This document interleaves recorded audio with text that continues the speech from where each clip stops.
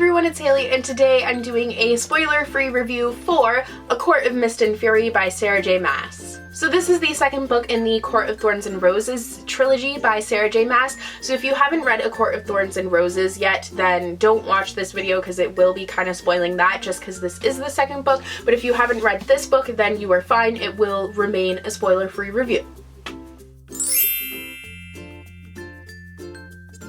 So as far as summary goes, I don't really like summarizing a book that is like the second in the series because it's just too complicated, and if I love the first book in a series, then I just automatically will read the second book in a series, so I don't really think that I need a synopsis for it, if you know what I'm trying to say. But basically, the first book followed more of a retelling of Beauty and the Beast, and this book follows more of a retelling of Persephone. So the writing of this book was absolutely fabulous. As usual, Sarah J. Maas is a fantastic writer. This one though, it turned a little bit sexual. Not a little bit, it turned quite sexual. Like 27 pages in, there's a pretty graphic sex scene. So honestly, I'm not too sure about marketing this book as YA because I think it's more so new adult based on some of the phrases in here. Like, I'm thinking of one in particular and it literally makes me cringe every time I read it. I'm just gonna say rooster twitching. Like, why do you gotta say it like that? It doesn't twitch like that. Oh, I don't want to get into it, but there are sex scenes in here and they are pretty graphic. So honestly, if you are younger than, I would say like 17, I would not recommend reading this book because it's pretty vulgar. But that being said, the sex scenes weren't like overwhelming. I was expecting a ton because people were talking about it so much, but there's really one and then there's not one for like a really, really long time, and then there's quite a few and then there's none. Like, it just kind of goes in spurts, I guess. But the rest of the book, apart from the sex scenes, was really great. Like, it weren't that, I'm not gonna get into the sex scenes. Like, it wasn't that they were bad, but like, they were really unexpected and really graphic. But yeah, I really loved the writing of this book. I thought it was just so good. I loved the characters and I loved all the twists and turns that the plot took. I think Sarah J. Maas is really good at writing a fantasy retelling that like kind of loosely follows the original story, but she really twists it and makes it her own. I loved following the same characters and seeing them in this different situation. So it was just a really overall well-written book. As far as the characters go, this book is honestly so heavy right now.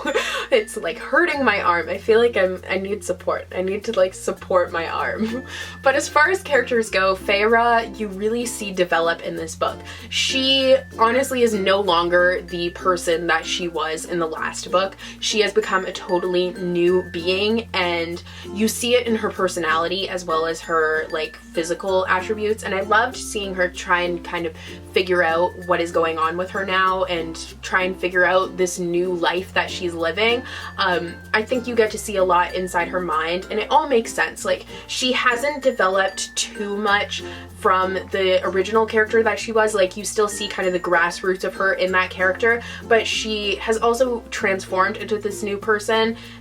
If that makes any sense. I just think that she is a really lovable character and she stayed true to her old self while also becoming an entirely new person. And I find her to be a really enjoyable protagonist to read from the perspective of. I think that she sees things in a unique and interesting way, and her interactions with different characters were really enjoyable to read about. I like seeing her relationships with these different characters and seeing kind of her self-sacrificing nature. You know, she always keeps that at the root of herself. Like, she never loses that, and I think that's why she seemed to be so much like her old self, but once again kind of became someone new. Now, Tamlin and Lucian were the two other main characters in A Court of Thorns and Roses. I honestly, Tamlin, like, I really liked him, but at the same time, when you like read other people's reviews and you really think about him, you're like, oh, maybe I don't really like him. And this book just kind of confirmed that I didn't really like him. It just, he's, I can't even talk about him.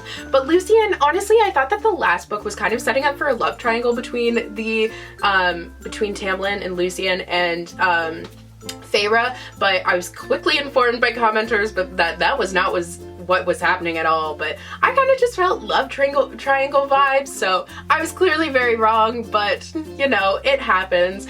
But I did like where the love triangle went. I would say it wasn't much of a love triangle, it more so became just a romance, which was nice to get out of kind of the love triangle trope. And Rysand, I don't know if that's how you say his name.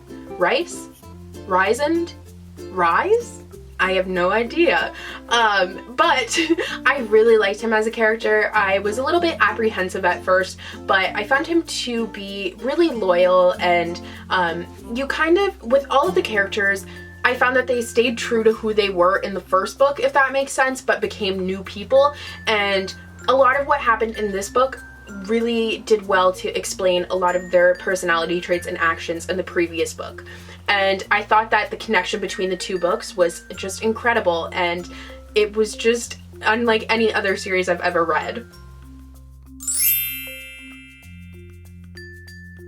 As far as the plot goes, I thought that the plot was so good because I had no idea what was going to happen, and it kept on taking so many twists and turns. And honestly, I don't want to get too much into plot because I just want you guys to read it and like find out the plot for yourselves. But I just was so like blown away by it, and I think that everything about this book, like, you don't need a synopsis for it, you just need to go into it, and that makes for the best reading experience. And it was definitely such a great experience reading this book. Like, I'm so glad that I've read it.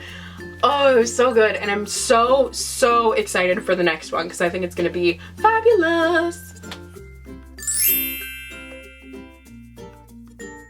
So overall, I obviously gave this book a 5 out of 5 stars. I thought it was just so great, and I cannot wait for the next book. I want it in my hands now. So that's all for today's review. Let me know if you have read this book, your thoughts on it, and yeah, I'll see you guys in the next video. Bye! I almost just dropped the book. That was a struggle.